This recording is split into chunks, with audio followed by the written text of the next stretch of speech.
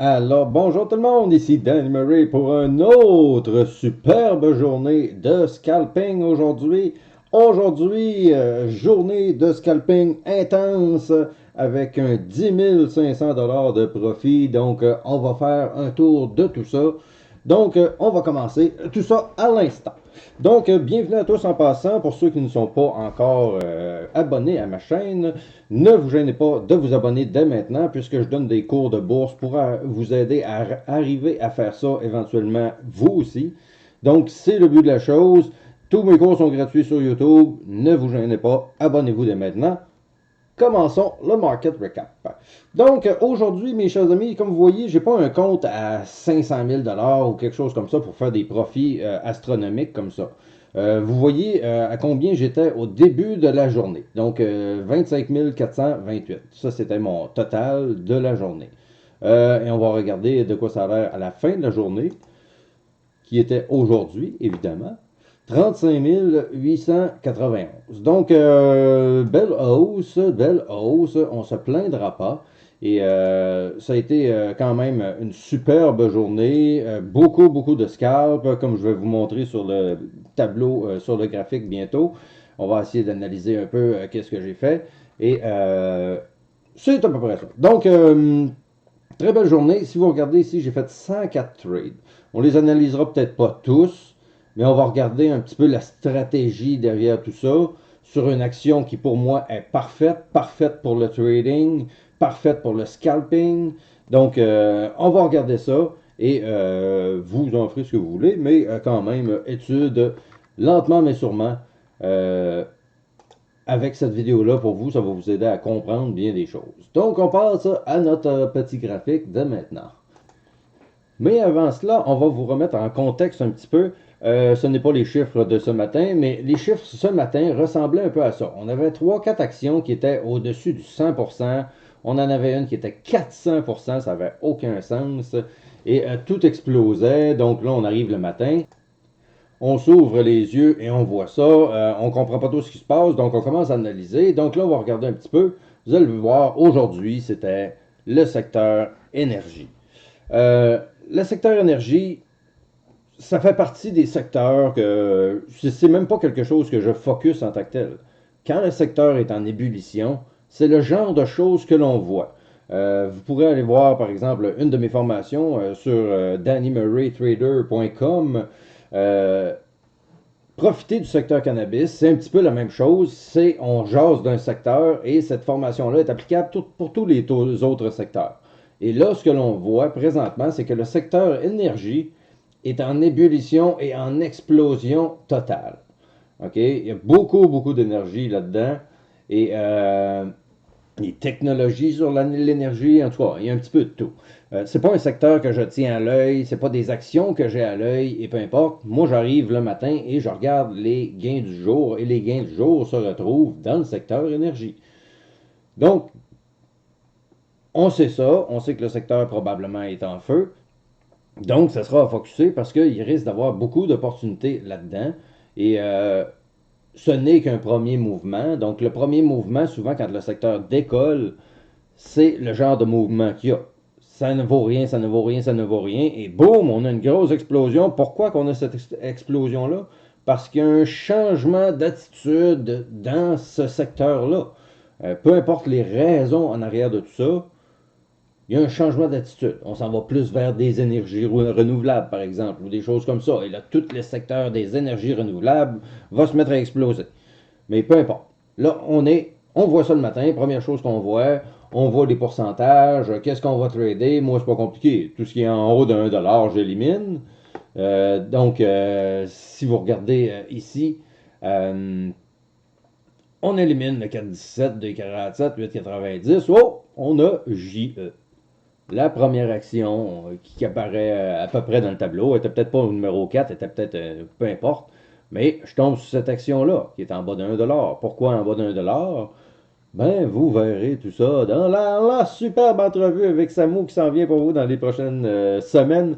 Donc, mais avec tout le capital que j'ai et tout ça, je trade encore ça et c'est encore la partie gagnante de tout mon trading. c'est là que ça se passe encore, les actions en bas d'1 dollar.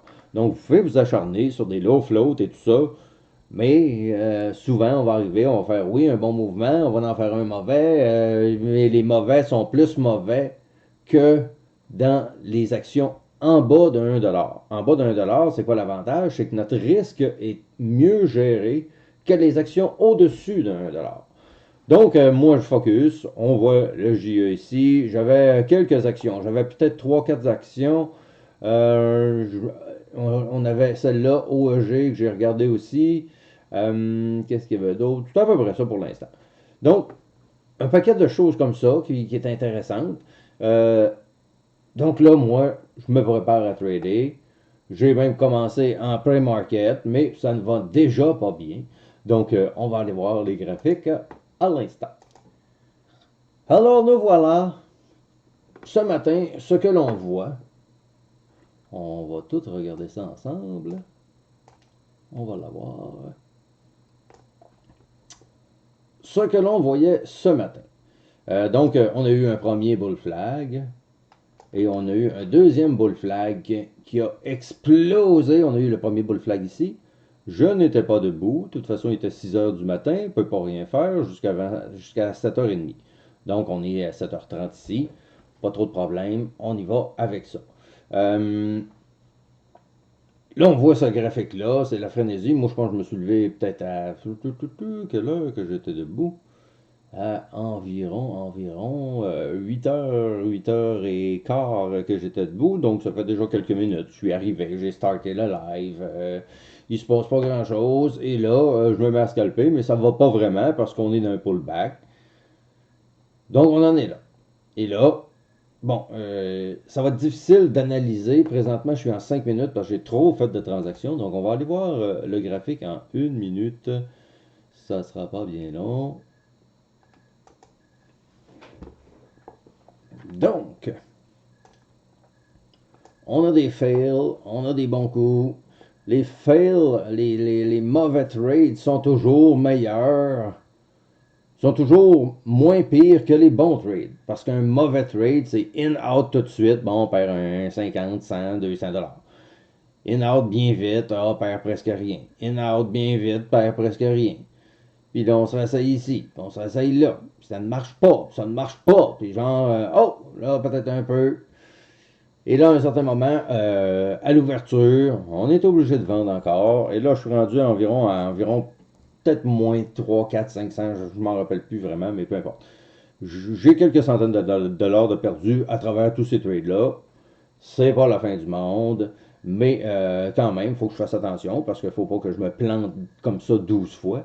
Donc, à faire attention. Donc là, je vends encore une fois du pre-market jusqu'à l'ouverture parce que ça flush. Et après ça, c'est toujours une question de on regarde le fond. Que se passe-t-il dans le fond? Que va-t-il se passer dans le fond? Pourquoi le fond? Le fameux fond va se créer encore une fois avec le niveau 2. Un paquet d'indications, un paquet d'indicateurs qui vont nous montrer que ça ne descend plus et qu'on est prêt à un revirement de tendance. Donc, encore une fois, formation du niveau 2 sur danimarytrader.com. Et peu importe, pour le reste, si on je suis arrivé ici, là, j'allais un peu plus gros que d'habitude. J'ai commencé très fort ce matin.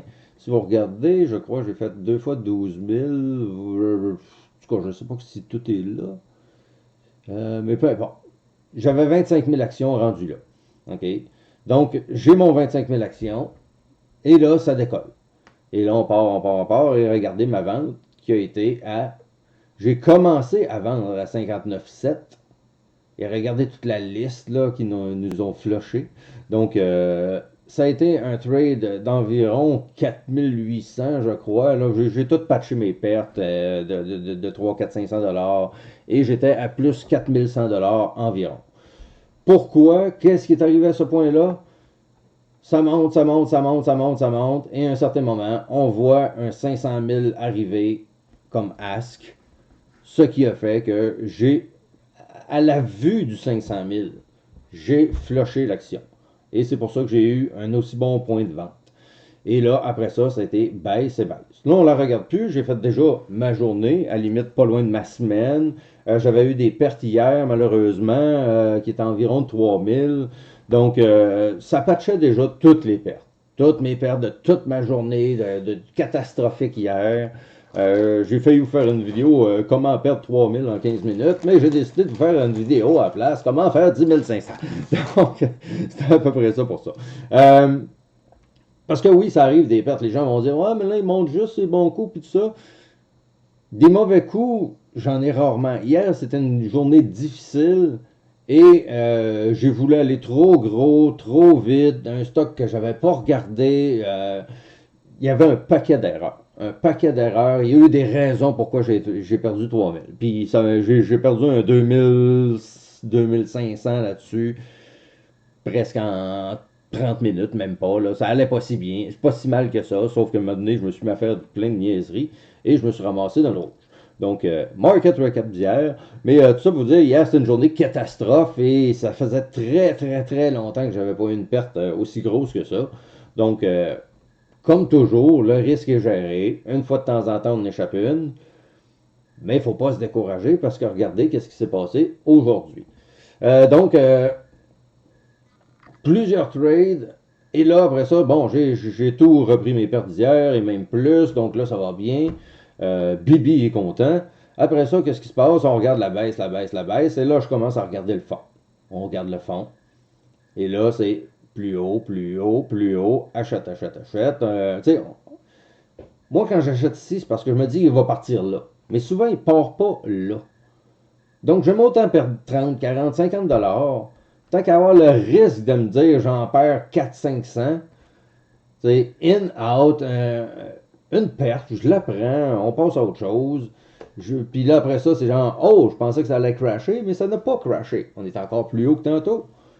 Donc là, rachat. Et ça n'a pas marché comme je voulais nécessairement. On revend. Et après ça, bon, à partir de là, ça me semble bien aller. In.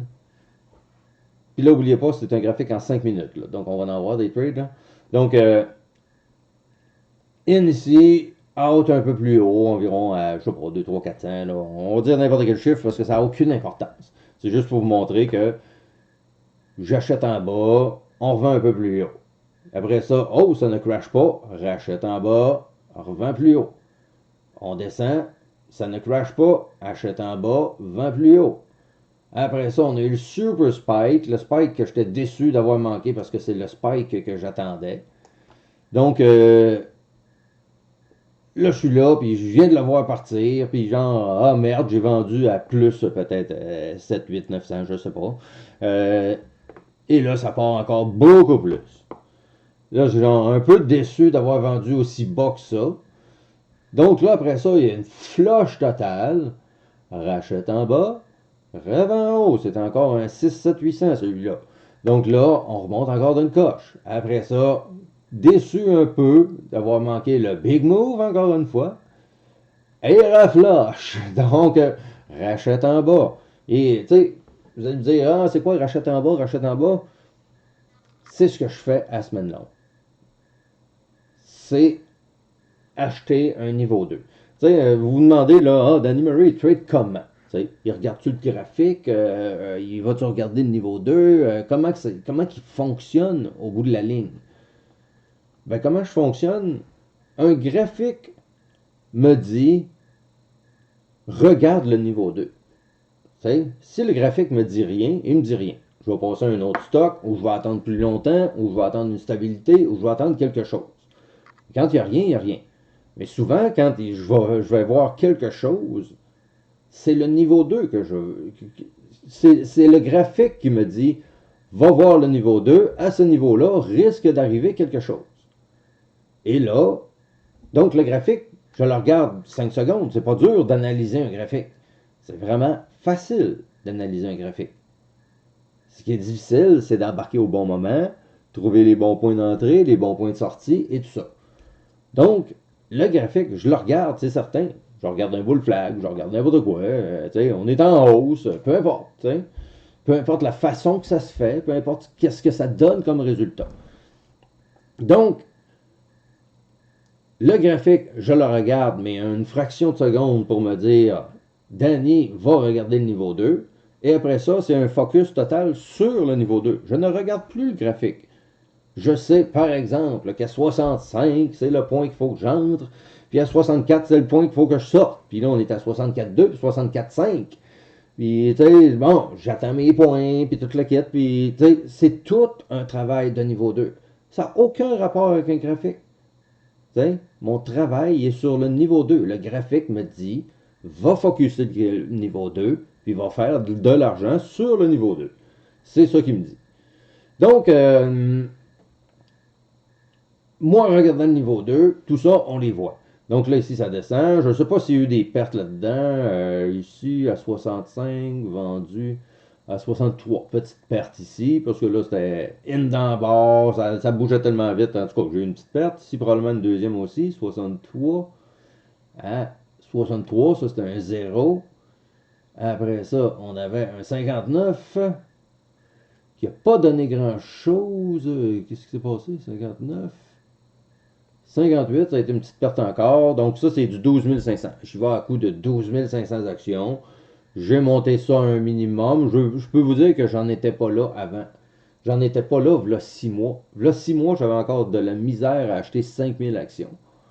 Mais là, avec tout ce qui se passe, avec la folie de la COVID, je fais de la fièvre et j'ai monté ça à 12 500. Non, mais c'est tout ça pour vous dire que c'est à cause de mon capital. Mon capital me permet, quand même que j'aurai des pertes de 200-300, c'est pas catastrophique, ce n'est plus catastrophique.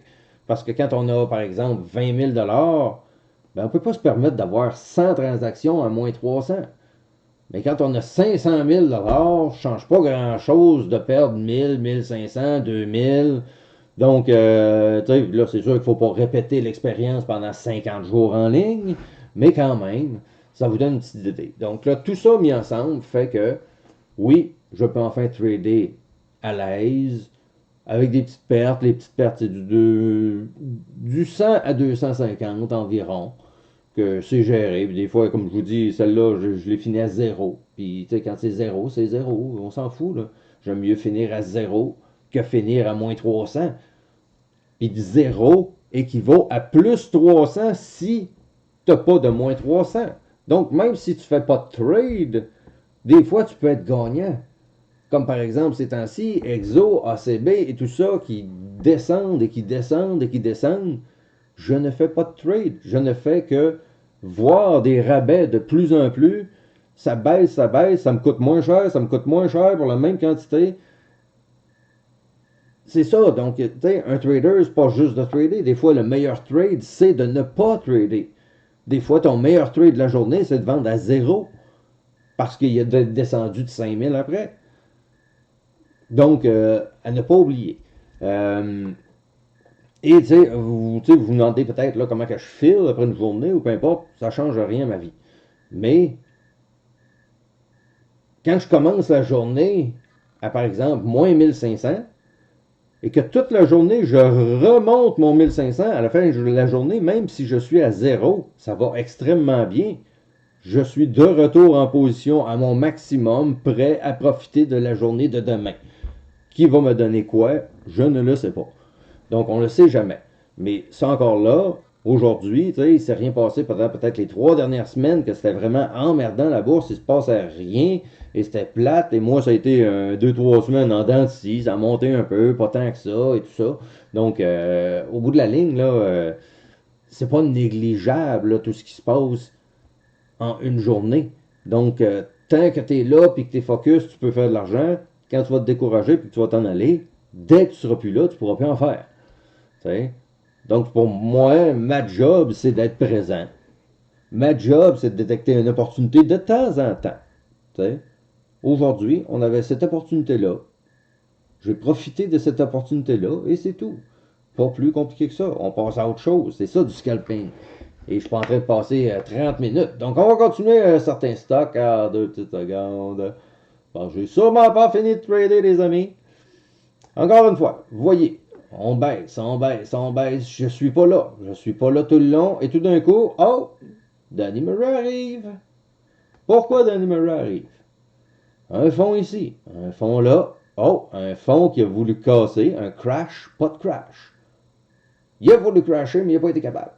Dès que j'étais là, j'ai acheté à combien, juste le fun?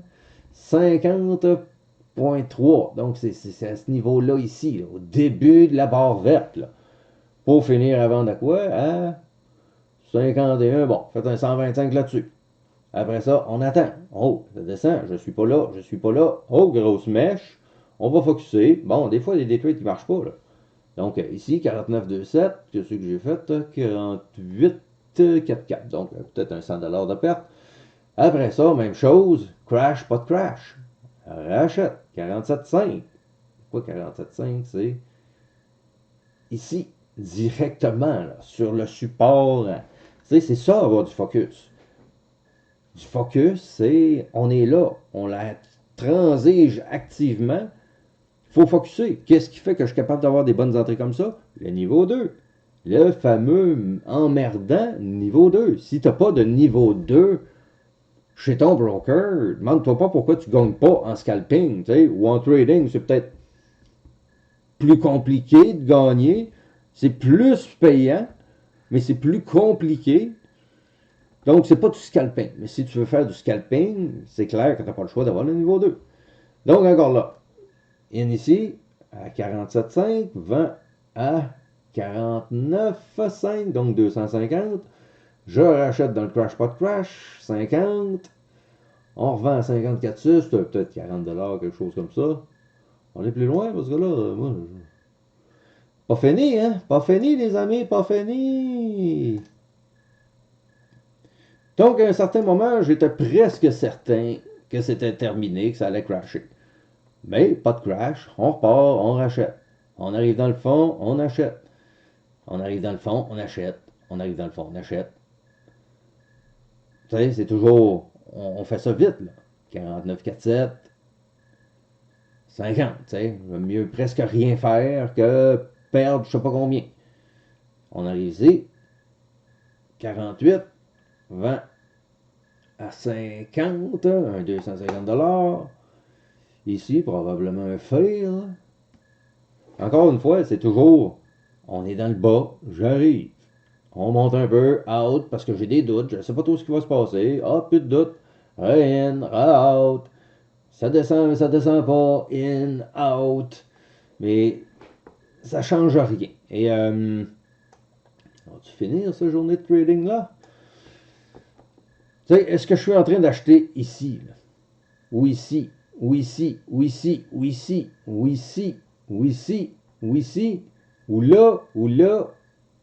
Je n'achète jamais quand c'est en hausse.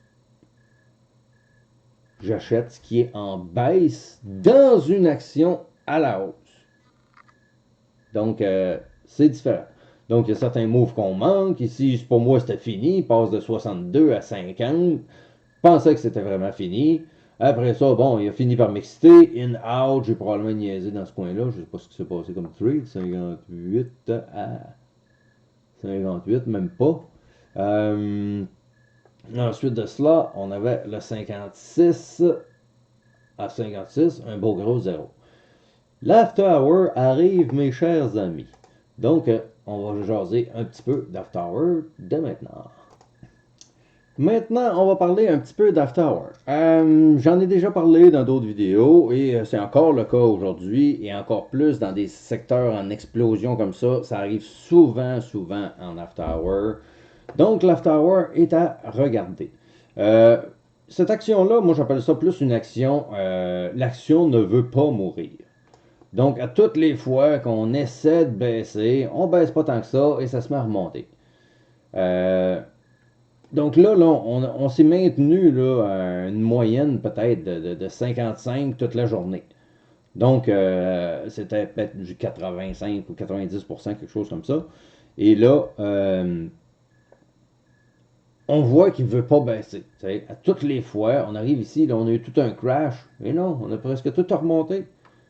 Quand on arrive en after hour, puis quand on a suivi une action toute la journée et qu'on a vu comment que ça s'est produit sur le niveau 2, les accumulations qui se faisaient et tout ça, j'avais peu de doutes que ça allait monter en after hour. La première chose, là, after hour, là, si vous débutez, oubliez ça. OK? Oubliez ça. Je parle pour les gens qui vont connaître leurs risques, qui savent qu'ils peuvent perdre 50% de leur argent en overnight sur un trade comme ça. Donc, on va regarder qu'est-ce qui s'est produit. Moi, je suis là. Je sais qu'elle ne veut pas crasher cette action-là. Donc, qu'est-ce que je voyais? C'est que là, on a essayé ici, on a tout remonté assez vite. Après ça, on se réessaye. Non, on remonte encore. Quand je vous dis, elle ne veut pas crasher, puis qu'on tourne autour du 55 de moyenne toute la journée, ça commence à être louche. En after hour, d'après moi, je ne suis pas certain, je ne sais pas comment on procède, les robots ou les achats ou tout ça, peu importe, s'en vont.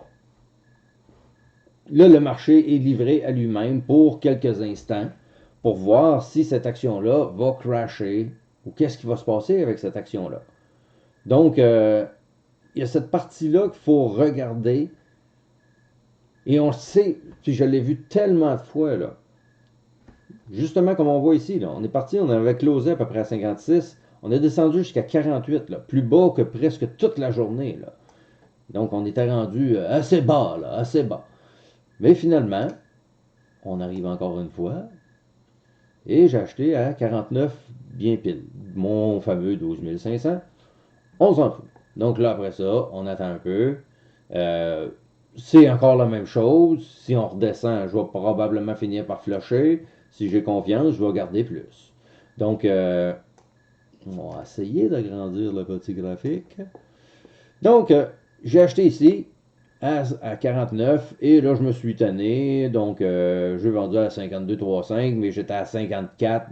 J'ai vendu market, ça a slippé. Fait que je me suis ramassé à vendre beaucoup plus bas que prévu, mais c'est pas grave. Je mettais un 350-400 dans mes poches, quelque chose comme ça, là. Et là, ma journée est plus ou moins finie. Après ça, ça descend, ça descend, ça descend. Pour aller retester le double fond. Mais là, si vous voyez l'heure, malheureusement, 5h50. Et moi, je ne peux plus trader à partir de 5h30. Donc, pour moi, c'était terminé. Je n'allais pas risquer le coup, peu importe. C'était pas nécessaire. J'ai fait une grosse journée. Ça mène à rien, même si ça montrait de 10 sous, de 20 sous, ça me donnerait un 1000, 2000 de plus, mais peu importe. Puis, regardez bien ça, si ça monte pas de 50 sous demain matin, et je vais me dire, ah, j'aurais peut-être dû le garder finalement. Mais peu importe. Donc demain, on achètera 25 000 à l'ouverture, sauf que ça compensera pour les tentatives de perte ou de gain, ou peu importe. Mais revenons à nos moutons. Que s'est-il passé à partir de cette heure-là, quand on est overnight, là, et quand on se ferme les yeux pour un bout? Là? Regardez la hausse. Malheureusement, et c'est clair là, que j'aurais là, que j'aurais pogné un trade à quelque part si j'aurais pu être ouvert à cette heure-là. Là. Puis ça aurait été probablement 25 000 peut-être parce que ça bougeait plus puis c'était assez stable. Là. En after hours, c'est plus facile que pendant la journée normale parce qu'il y a beaucoup moins de volume et les volumes sont beaucoup plus faciles à analyser. Et quand il y a une explosion, il n'y a pas de volume sur le marché, il n'y a pas d'action sur le marché.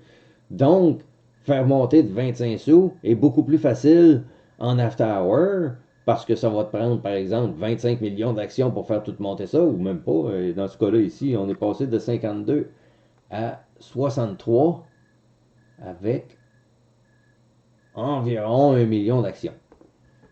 Donc, cette personne-là a mis 540 000 dans ce stock-là juste pour pomper ça. Pas compliqué, mais pendant la journée, en une barre d'une minute, on en a genre 1,37 million avant de gérer le flot de tous les vendeurs et tout ça, impossible ou presque. Donc, mais là, comme je vous dis, ça revient à l'action ne veut pas mourir. Demain risque d'être une grosse journée. On verra, ça va peut-être être revirant en crash. Tu sais. Moi, quand je me lève le matin, là, je suis pas en train d'essayer de m'acharner, de me dire, ah, cette action-là va monter quand elle est à 0%. Demain, c'est demain. On verra demain. Elle va peut-être être à moins 50% ou plus 50%. Ça m'importe peu. Si elle est dans le plus 50%, je vais trader ça. Si elle est dans le moins 50%, je ne vais pas trader ça. C'est pas moi qui décide qu'est-ce que je vais trader. C'est pas moi qui ai étudié le soir avant pour savoir qu'est-ce qui va se passer demain, peut-être. puis de manquer le move parce qu'il y a un gap up, puis que là, ça soit, ou peu importe que ça aille de l'autre bord. Et regarde, il peut arriver tellement d'affaires. J'ai terminé ça, moi, là d'essayer de trouver des bons stocks le soir d'avant pour le lendemain, ou peu importe. Demain, c'est demain. Le marché a toujours raison. C'est pas moi qui va dicter la direction, peu importe mes analyses que je vais faire ce soir. Il va peut-être y avoir beaucoup de traders qui vont checker la même chose demain, peut-être. Je vais peut-être manquer des bons moves. C'est ce que je fais à l'année longue, manquer des bons moves. Mais en avoir un de temps en temps fait du bien. Donc, j'espère que vous allez avoir apprécié cette petite vidéo de Market Recap. Si oui, vous pouvez m'exploser les beaux pouces bleus. N'oubliez pas de poursuivre votre formation avec les vidéos que je vais vous mettre en lien ici. Et de mettre la petite cloche. Et ça, si vous voulez justement ne rien manquer, parce que YouTube ne vous mettra pas mon contenu automatiquement. Il faut absolument que vous mettiez la cloche. Donc, souvent, les gens vont me dire « Hey, tu fais encore des vidéos? » Oui, je fais encore des vidéos. J'ai pas arrêté. Donc, mais la seule façon de voir mes vidéos tout le temps quand ça sort, mettez la petite clochette et vous allez voir, là, à partir de là, vous allez voir tout mon contenu. C'est en général une vidéo par semaine. J'ai pris une petite pause dans les dernières semaines. Mais là, on reprend avec une superbe entrevue dans les prochaines semaines avec Samo. Donc, vous regarderez ça. Notre nouveau trader gagnant. Merci à tous d'avoir été là. J'espère que vous allez avoir apprécié. Laissez-moi un petit commentaire si vous voulez m'encourager. Et ciao tout le monde. Bon week-end à vous tous. Ciao.